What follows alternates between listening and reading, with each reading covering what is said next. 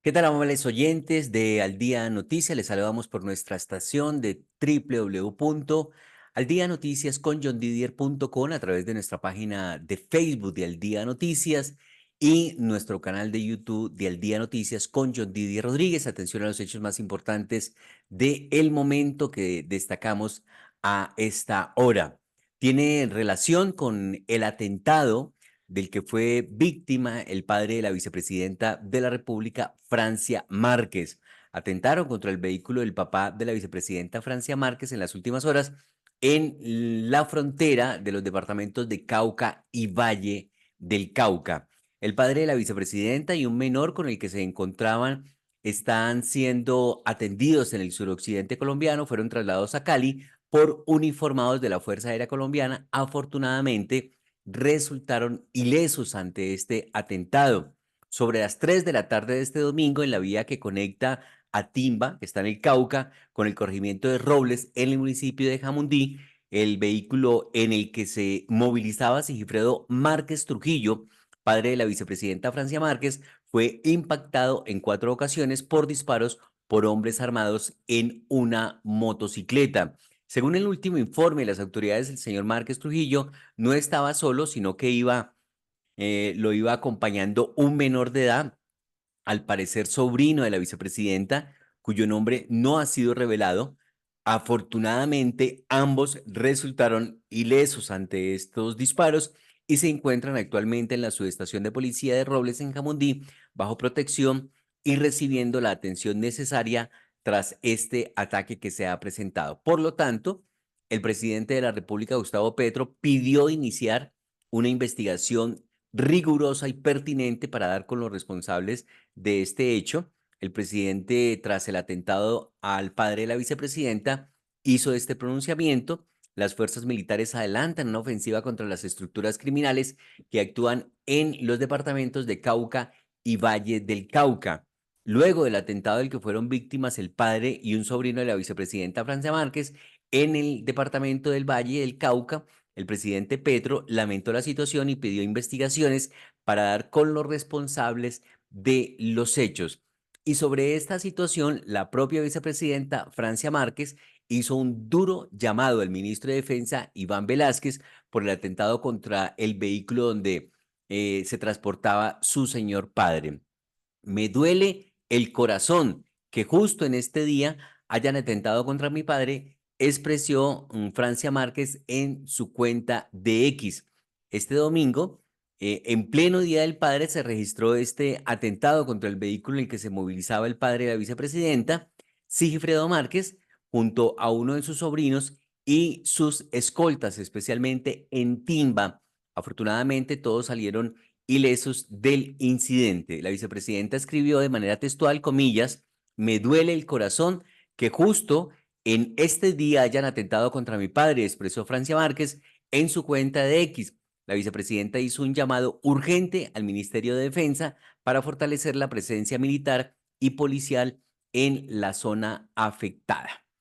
También hay otra información que queremos destacar aquí en este resumen informativo de Al Día Noticias y tiene que ver con lo que será esta semana para el Congreso de la República tras haber sido aprobada la reforma pensional. Ahora la expectativa está sobre la reforma a la educación, sobre la que ya había un acuerdo de todos los partidos y todos los congresistas, pero que a FECODE no le gustó.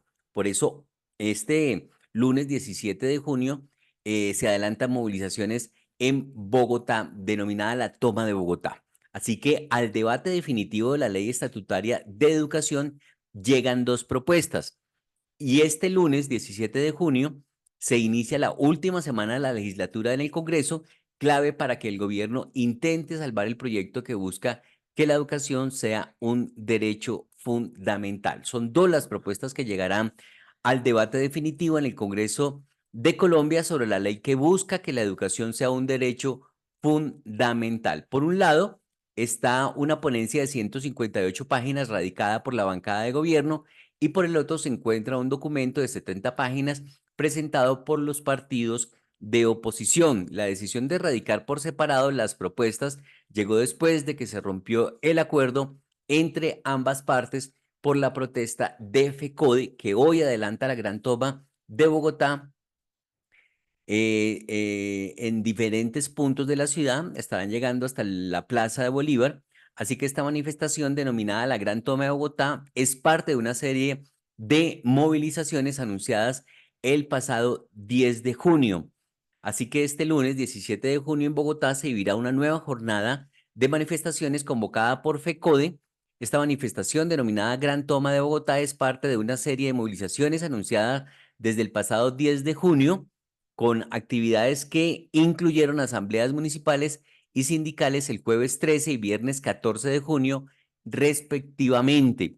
FECODE sostiene que el cese de actividades tiene como objetivo exigir el retiro del proyecto de la ley estatutaria de la educación que actualmente está en trámite en el Congreso de la República. Según los maestros, en la conciliación del proyecto y la Comisión Primera de Senado se incluyeron proposiciones de los partidos tradicionales, pasando por encima de los acuerdos previamente establecidos entre el Gobierno Nacional y la Federación Nacional de Educadores, FECODE. Bueno, hay nuevo campeón en el fútbol profesional colombiano. Por primera vez, después de 75 años de historia, el Bucaramanga es el nuevo campeón del fútbol colombiano. Se ganó una millonada por ser campeón y recibirá otra fortuna por ingresar a la Copa Libertadores de América. El Atlético Bucaramanga, además de llevar con orgullo su primera estrella, competirá en la fase de grupos de la Copa Libertadores del 2025 como primer clasificado de Colombia en el evento continental. Luego de su debut en 1998, este es el jugoso premio pues que se lleva el Atlético Bucaramanga tras 75 años y por fin pudo gritar campeón en el fútbol profesional colombiano, de manera que en su segunda final de la historia y luego del duro golpe que significó perder el título en 1997, el conjunto Leopardo se sacó de esa espina y de visitante ante el primer campeón del fútbol colombiano, el como Independiente Santa Fe, dejó atrás tanto sufrimiento que lo llevó incluso a jugar en el torneo de ascenso por 8 largos años. Así que esa es una de las noticias más importantes. Por parte de la Conmebol, solo por ganar el título, recibirá $500.000. Multiplique por 4 $500.000, que al cambio actual son más de 2.000 millones de pesos. Pero se suman los más de 3 millones de dólares asegurados por disputar el certamen, que serían la Copa Libertadores, que serían 12.000 millones de pesos, toda una fortuna para un club que se cansó de ser animador y ahora es protagonista. Así que bien por el Bucaramanga, que es el nuevo campeón del fútbol profesional colombiano.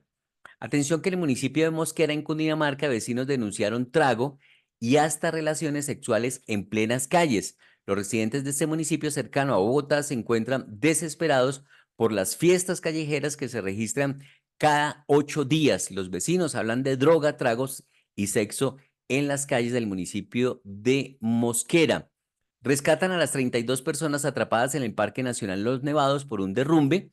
El gobernador de Caldas, Henry Gutiérrez, aseguró que las personas rescatadas en el Parque Nacional Los Nevados están a salvo y en buen estado de salud. Asesinan a un menor de tan solo 14 años de edad, una promesa del patinaje, y todo indica que se trató de una incursión del clan del Golfo, serían los responsables. Al parecer, miembros del clan del Golfo llegaron a un barrio y dispararon de manera indiscriminada. En el hecho, no solo murió el menor, promesa del patinaje, sino que un joven de 19 años resultó herido. Esto en hechos ocurridos en el municipio de Caucasia, departamento de Antioquia. Y ya hay reacciones de lo que ha sido la reforma pensional aprobada según David Luna a pupitrazo. Y ha dicho el senador de Cambio Radical que esta reforma a la pensional, pues prácticamente es el robo de los ahorros de los colombianos, así ha dicho el senador David Luna. De manera muy pero muy pedagógica y sobre todo sin el interés de polarizar, de estigmatizar, de confrontar. Hoy quiero explicarles por qué la reforma pensional del presidente Gustavo Petro expropia los ahorros de muchos de los ciudadanos, en especial los que más les ha costado cotizar al sistema pensional, particularmente a los más pobres. Bueno, vamos por partes. En primer lugar, si usted es un colombiano que con mucho esfuerzo ha logrado cotizar, ahorrar entre 0 y 300 semanas y lamentablemente no va a alcanzar a pensionarse porque no le alcanzan las semanas, con la legislación actual podría solicitar que le reintegraran sus ahorros. Hoy se los entregarían mínimo con el 3% de intereses. Con la reforma pensional del presidente Petro se los van a regresar, pero con el 0% de interés.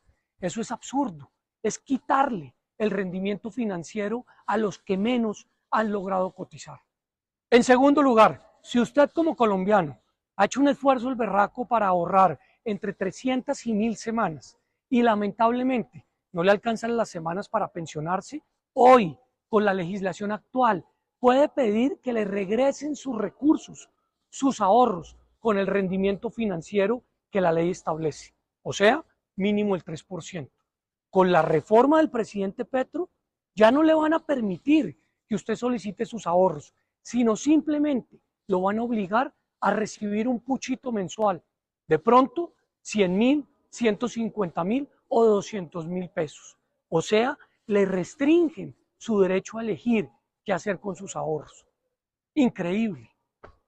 En tercer lugar, a mí me parece muy bien que la reforma contemple eliminar los subsidios a las altas pensiones.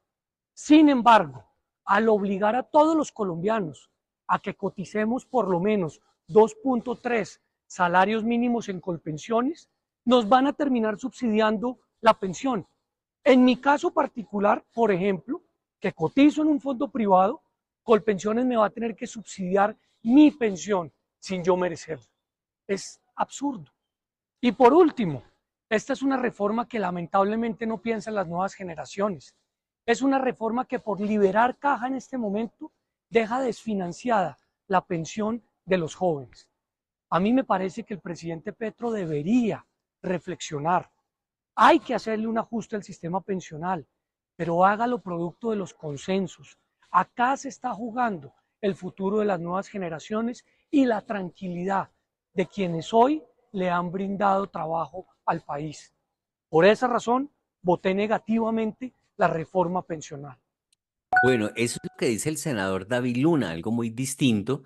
Dice la representante a la Cámara por el partido Alianza Verde, Marta Alfonso Jurado. Ella dice, le cumplimos a Colombia, logramos hacer realidad la reforma pensional que prometimos en campaña.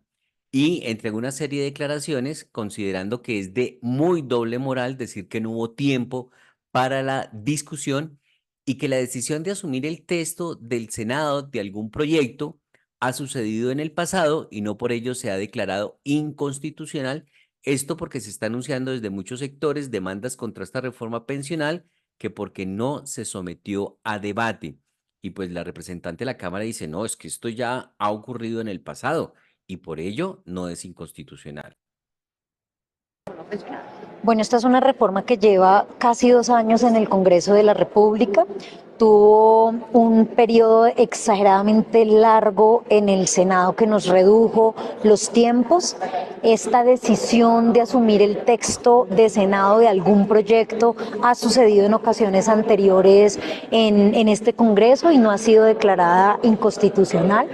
Es también muy doble moral que se diga que no hubo el tiempo para la discusión cuando discutimos 150 impedimentos y somos solo 188 representantes, casi 1000 proposiciones a solo 94 artículos, cuando duramos cantidad de días sin poder agendar, rompiendo quórum para que vengan a decir cuando ya no tenemos tiempo, cuando estamos contra la pared, cuando no hay otra opción, que es que se están violando garantías. No, acá tuvieron todas las garantías.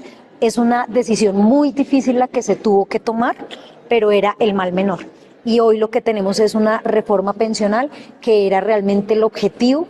Creo que lo que venía de Senado con dificultades se puede mejorar en la reglamentación o tendremos la obligación, quienes asumimos esta responsabilidad de empujar esta reforma pensional, de presentar un proyecto de ley que modifique lo que pasó mal en ese texto de Senado. Representante, digamos, para el entendimiento de los colombianos, ya aprobada la reforma, ahora a partir del 1 de julio de 2025, ¿cómo funcionará el sistema pensional?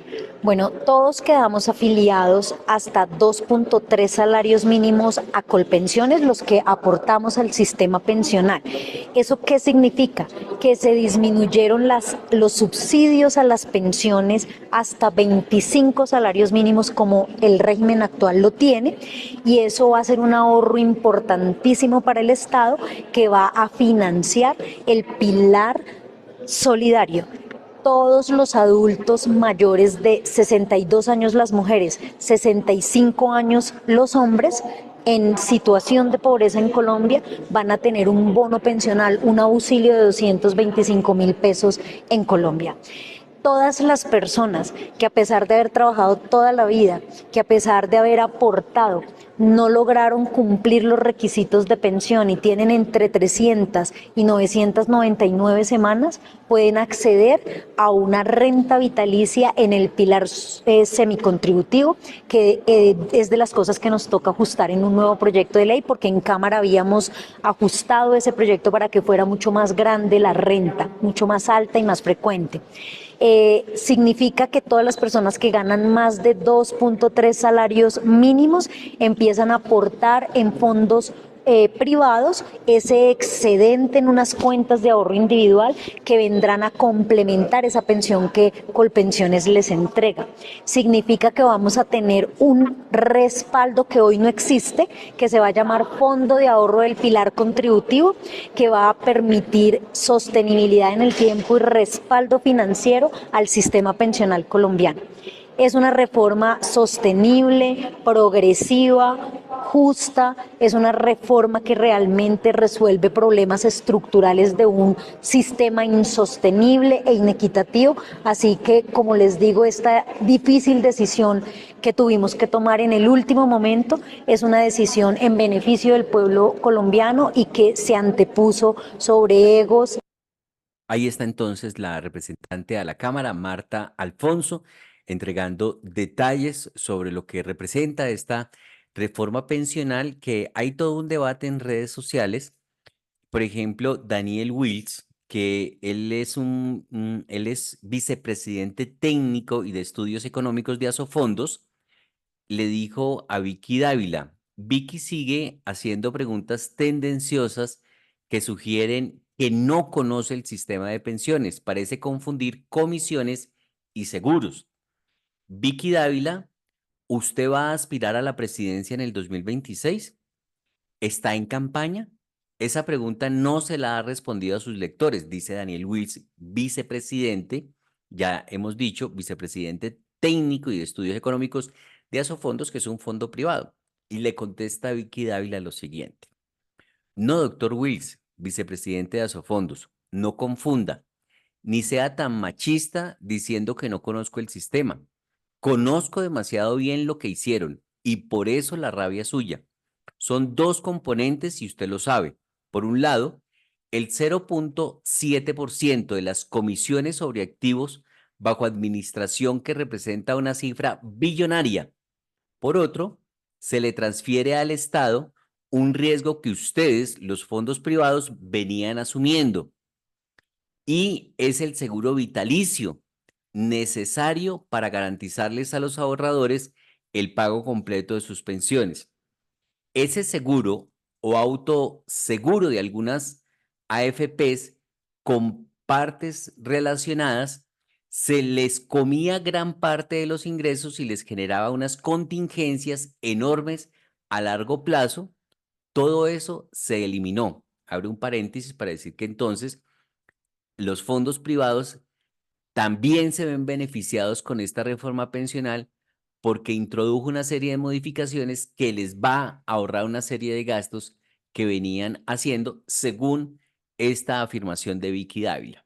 Continúo con el trino de Vicky. Ahora tendrán mayores ingresos y una reducción enormes de gastos, porque le están transfiriendo el riesgo al Estado. Les están democratizando esos gastos a los colombianos. Ya no serán los fondos privados quienes asuman el costo del seguro, sino que será el Estado colombiano. El combinado de la reforma resultará en unas utilidades billonarias para los fondos de pensiones privados, mientras los ahorradores quedan perjudicados. Eso, al parecer, no les importó. Cuando quiera lo invito a una entrevista para que le ponga la cara al país y les explique bien a los colombianos lo que negociaron. Expertos dicen que la reforma pensional de Petro se caerá en la Corte Constitucional, cierra diciendo Vicky Dávila. Pero eso lo dice Vicky Dávila, de quien se dice que podría estar en campaña presidencial. Ella dice que no. Pero ¿qué dice, por ejemplo, el ex senador de la República, ex compañero de Gustavo Petro de Lides y Batallas de la Izquierda? Pues parece que dice lo mismo de Vicky Dávila. Miren lo que escribió Jorge Enrique Robledo en su cuenta de X. Petro y los petristas en el Congreso no hubieran podido aprobar la reforma pensional sin el respaldo de los liberales, conservadores y del partido de la U, conocidos neoliberales. Y estos no la hubieran apoyado si no fuera la del Fondo Monetario Internacional. En la ley va además una prima importante para los fondos de pensiones, lo que dijo Vicky, van a recibir platica. Con cada día que pasa se conoce mejor el verdadero Gustavo Petro, ha dicho el ex senador de la República, Jorge Enrique Robledo. Pero escuchemos la declaración que en ese sentido entrega Jorge Enrique Robledo sobre esta reforma pensional que se ha aprobado en el Congreso de la República. Muy desvergonzados Petro y la cúpula petrista, haciendo de esquiroles al recortarles los derechos pensionales a los trabajadores colombianos. Sin contar a los del pacto histórico, cuánta mermelada, presidente Petro, les dio a los liberales, los conservadores y a los de la U, derechistas hasta la médula, que le pusieron los votos que usted no tenía. ¿O va a decir que le votaron gratis? Y explíquele al país por qué, habiendo tiempo de sobra, les ordenó a sus correveidiles en la Cámara que aprobaran el mismo texto del Senado. Porque además de maltratar a la democracia, así les aseguró usted a los fondos privados de pensiones una montaña de plata que se les hubiera podido embolatar. Fondos que están contentos, como el FMI, con la reforma. Otra mentira de este gobierno politiquero y clientelista. Ahí está entonces Jorge Enrique Robledo frente a este tema de la reforma pensional. Pero también hay otra declaración de Jennifer Pedraza, representante a la Cámara, aún no había sido aprobado, pero hizo su intervención en la Cámara justo en el debate de la reforma pensional, o creo que fue después de que no les permitieron pues debatir muchos temas, sino que la pupitriaron porque fue una proposición que se acogía a todo el texto y se aprobaba, que fue lo que ocurrió. Dice Marta Alfonso que eso ha ocurrido antes y que por eso no es inconstitucional, no han sido inconstitucionales. Aquí Jennifer Pedraza sobre la reforma pensional, pero antes vamos a dar unos datos de lo que ella manifestó de esta reforma pensional. Ella ha dicho lo siguiente en relación a el gobierno y su bancada deben estar en la disposición de escuchar a las personas que tenemos desacuerdos con algunos puntos de la reforma pensional. Aunque no alcancé a mencionarlos todos, aquí les dejo algunos. Así que ahora sí vamos a escuchar a la representante a la Cámara, Jennifer Pedraza, quien votó por la elección de Gustavo Petro como presidente, pero que parece que ahora está arrepentida porque ha venido haciendo una serie de cuestionamientos duros y fuertes hacia el gobierno de Gustavo Petro. Jennifer Pedraza. Hay que hablar aquí de que la reforma pensional en este momento, pues primero ni siquiera es pensional porque su principal énfasis es garantizar unos subsidios precisamente para las personas que no se pueden pensionar, que no se alcanzan a pensionar, porque la raíz del problema es la economía, es el mercado laboral. Y en eso hay que plantear el punto central sobre la informalidad aberrante que hoy tiene Colombia, porque la informalidad en el mercado laboral implica que los trabajadores y las trabajadoras y sus empleadores no coticen y no contribuyan al sistema pensional. Hoy tenemos una informalidad superior al 56% en el promedio nacional y en las zonas rurales superior al 84%. Y la meta del gobierno nacional en el Plan Nacional de Desarrollo es francamente mediocre y es solamente reducir la informalidad en 1.8%. Así no vamos a resolver el problema pensional. Segundo punto, ¿cómo llegamos aquí? Llegamos con un sistema pensional en crisis, privatizado, un sistema pensional que ha favorecido a los grupos económicos, a los más poderosos, que ha reducido la tasa de reemplazo y que ha terminado liquidando pensiones bajas, y en donde la gente ha terminado viendo a los fondos privados como un mecanismo de ahorro porque sabe que es muy difícil conseguir una pensión en este país. Los fondos privados en Colombia tienen permitido los autopréstamos. Esta reforma pensional tiene que prohibir los autopréstamos. Y es que los fondos privados cogen los ahorros de los trabajadores para invertirlos en sus propios negocios. Eso solamente se permite en nuestra región, en Perú y en Colombia. El 7.6% del ahorro de los trabajadores hoy está financiando los grandes negocios de Sarmiento Angulo, además en un mercado absolutamente concentrado en solo 2 fondos privados. Tenemos que corregir esto en esta propuesta de reforma pensional. A mí no me vengan a decir que alguien que gana 2.3 salarios mínimos es una persona rica que no merece ningún subsidio. Si fuera así, bajémonos el salario a 2.3 salarios mínimos, ya que es un mega salario. Discutamos de verdad sobre las condiciones de un país con bajos ingresos. Ese umbral, así lo hayan concertado a puerta cerrada, a mi parecer, es injusto. Señora ministra, señor ministro, Gobierno Nacional, abran su disposición a reconocer y a recoger propuestas de modificación del articulado,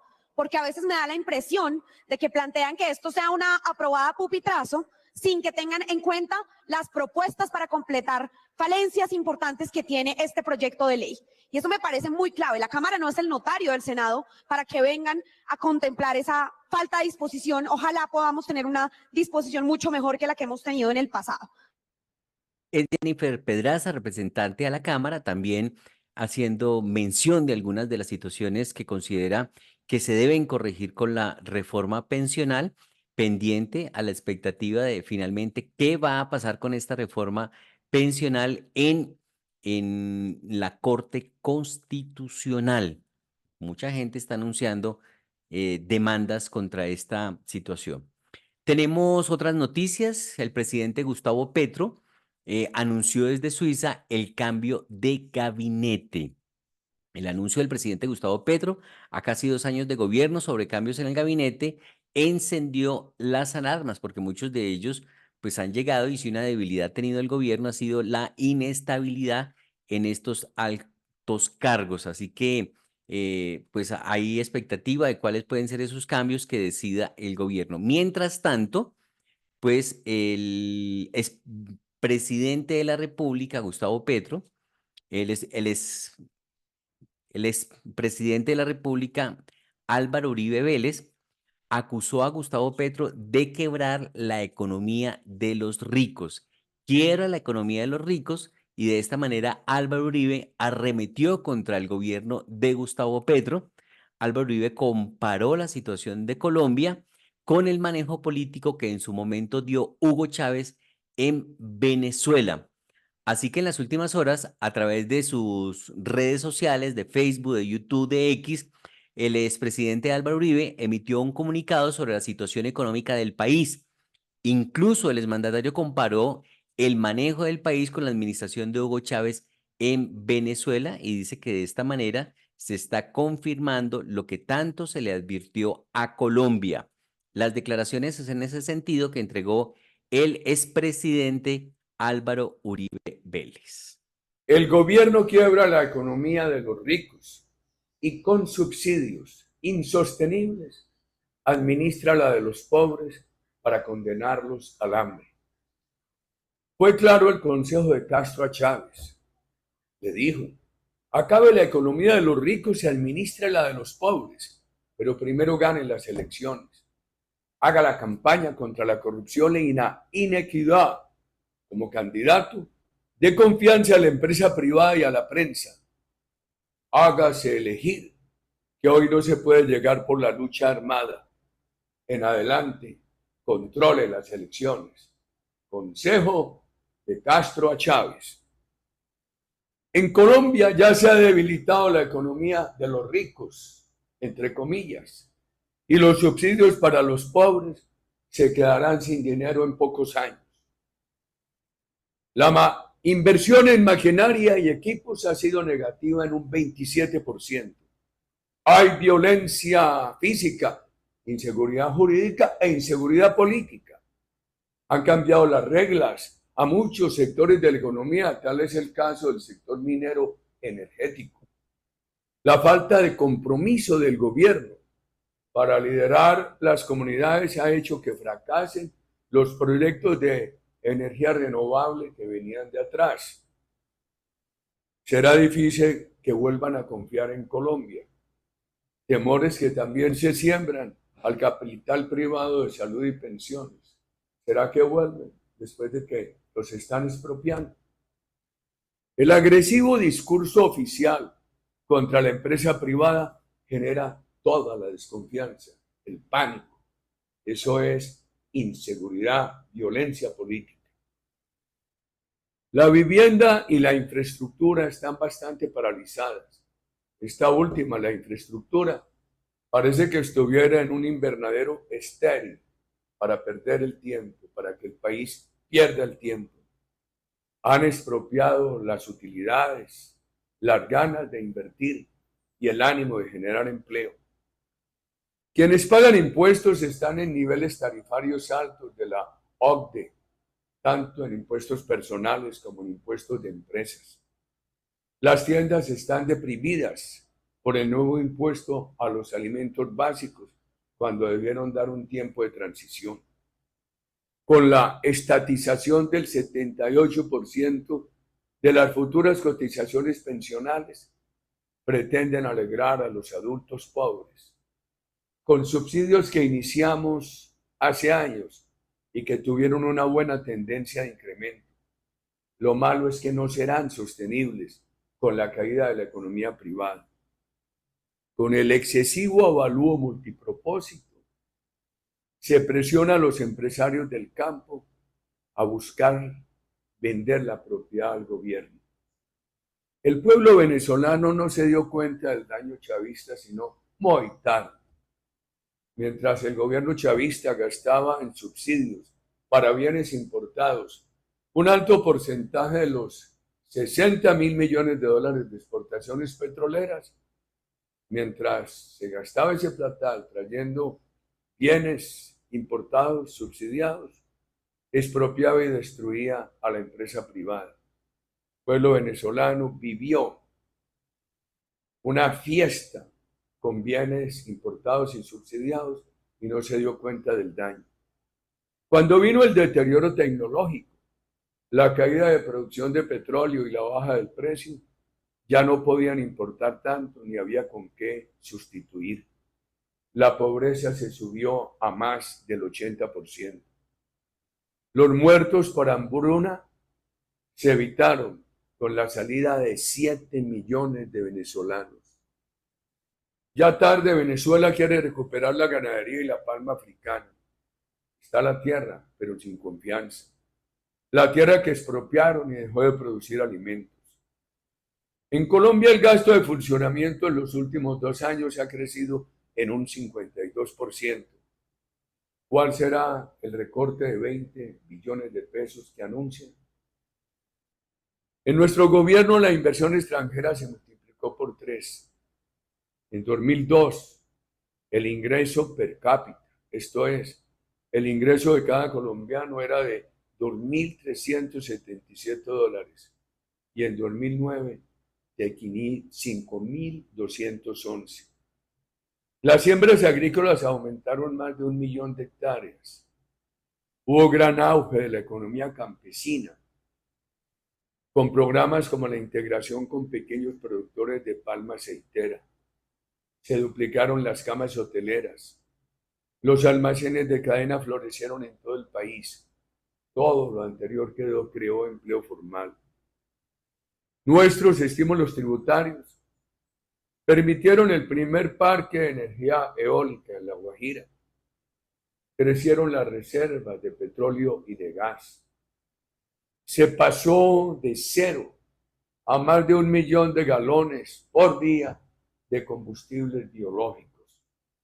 Las familias guardabosques contribuyeron a la reducción del narcotráfico y a la desaceleración de la tasa de la tala de la selva. Una ley nuestra permitió firmar casi 70 contratos de estabilidad tributaria a 20 años. No avanzó más porque la derogaron posteriormente. Fue una política de creación de riqueza que por primera vez mostró una mejoría en el coeficiente Gini de equidad en el ingreso. Creación de riqueza, no concentración de riqueza. Miren, 460.000 colombianos se hicieron socios de Ecopetrol. La pobreza se bajó en 15 puntos. No obstante, la crisis de la economía internacional de 2008, a la cual se sumaron otras 2 crisis, aquella de nuestra intervención tardía a las pirámides del narcotráfico y el cierre político del mercado de Venezuela. Íbamos bien, mientras Chile, Brasil y México tuvieron crecimientos negativos en esa crisis, nosotros descendimos del 7 al 1.9% en crecimiento, pero nos mantuvimos positivos. Al año siguiente se creció nuevamente al 4%. El ahorro de reducción del Estado burocrático representó el 1.5% del PIB y de manera recurrente. Este gobierno cumplirá e incumplirá.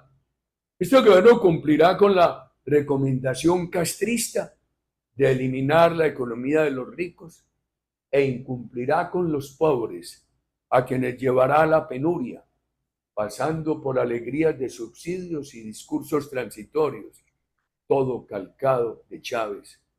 El gobierno somete a los pobres a vivir del Estado para después abandonarlos. Con fuerza tenemos que derrotar este neomarxismo. Se necesita claridad y determinación para bajar los impuestos, reducir la estructura del Estado burocrático, dar confianza y estabilidad a la empresa privada, avanzar con la economía fraterna y con políticas sociales, pero sostenibles, y que no obstaculicen su fuente de ingresos, que es la economía privada.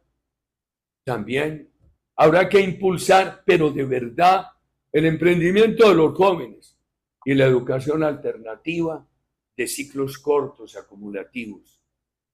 Con los jóvenes, a quienes con la nueva ley les reducen posibilidades de llegar a tener una pensión digna o un ahorro alternativo, que prácticamente cierran esa posibilidad.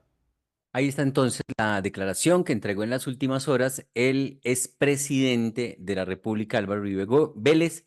El gobierno quiebra la economía de los ricos y con subsidios insostenibles administra la de los pobres para condenarlos al hambre. Fue claro, el consejo de Castro a Chávez le dijo: acabe la economía de los ricos y administra la de los pobres, pero primero gane las elecciones, haga la campaña contra la corrupción e inequidad, dijo el exmandatario. Con carnets y multas, en otras noticias, las disidencias de las FARC imponen reglas en el departamento del Caquetá para controlar a la población. Se trata de cartillas políticas en las que las disidencias dan una serie de órdenes a la población. De no cumplirlas, anuncian represalias. A nivel internacional, Benjamín Netanyahu disuelve el gabinete de guerra de Israel para tomar decisiones en otro foro. El nuevo sistema evita la entrada en el círculo de poder de la guerra de los 2 socios de gobierno de Netanyahu, de ala ultraderechista, el ministro de Seguridad Nacional y el titular de Finanzas. A propósito de la guerra en la Franja de Gaza, hay noticia con el presidente Gustavo Petro, quien viajó a Suiza para participar de un encuentro con Vladimir Zelensky, el presidente de Ucrania. Bueno, ya allí en Suiza ha dicho que él no va a asistir a esta cumbre, que realmente esta cumbre lo que busca es alinear a quienes están a favor de la guerra y que claramente el gobierno que él preside no está con la guerra. Así que vamos con las declaraciones que en ese sentido ha entregado el presidente Gustavo Petro, donde explica por qué no asiste a la cumbre de Suiza, que fue uno de los motivos de su viaje a ese país. Bueno, venimos aquí al homenaje a Olof Palme, básicamente porque estamos hablando de una persona que en unas condiciones de prácticamente una guerra nuclear y en un país que quedaba exactamente casi en la frontera entre los dos bloques en la Guerra Fría, decidió enarbolar la bandera de la paz, decidió una actividad de justicia social con el llamado Tercer Mundo, decidió que Europa y que las Naciones Unidas y el mundo deberían encaminarse hacia la paz verdadera y no hacia la guerra. Lo asesinaron por eso. Hoy estamos en una situación parecida, nos estamos acercando a una conflagración mundial. Mientras se agota el tiempo de resolver la crisis climática que puede acabar con todo, aquí las naciones, el poder se dedica a la guerra. Lo que hemos encontrado en relación a la conferencia de paz, entre comillas, en Suiza, es que es básicamente un alinderamiento al lado de la guerra. Y nosotros no estamos de acuerdo con eso. Por eso he decidido suspender mi visita y la invitación a la conferencia en Suiza, porque América Latina no quiere más guerra. Lo que quiere es la construcción de la paz lo más pronto posible, tanto la suspensión del genocidio sobre el pueblo palestino, como encontrar los senderos difíciles de resolver la guerra entre Ucrania y Rusia. Nosotros estamos dispuestos a participar en conferencias que libremente se dediquen a buscar los senderos de la paz y no a construir bloques para la guerra. No estamos con la guerra, estamos con la paz. Ahí está el presidente de la República, Gustavo Petro, explicando las razones por las que no va a esta reunión con Zelensky, a la que también fue Javier Milei, ¿no? El presidente de Argentina. Algunos dicen que era para no encontrarse con ellos. No se sabe. De todas maneras, otros aprovechan para recordarle al presidente que él está a favor de Rusia y no de Ucrania. Bueno, hay muchas interpretaciones, todo depende de la mirada con la que cada persona le dé lectura a los hechos. Hay noticia de agua en La Calera. Los habitantes de ese municipio en Cundinamarca denuncian estar sin agua hace más de 2 días. No hay ni carrotanques. Por un taponamiento en la bocatoma del municipio debido a las fuertes lluvias, los habitantes de La Calera se quedaron sin el servicio hace más de 48 horas. Hasta aquí nuestro resumen informativo. Les esperamos a las 12 del día en los 1490 de la M en Bogotá, emisora punto 5, y en nuestro canal de YouTube y nuestra página de Facebook de Al Día Noticias con John Didier Rodríguez. El Señor les bendiga rica y abundantemente.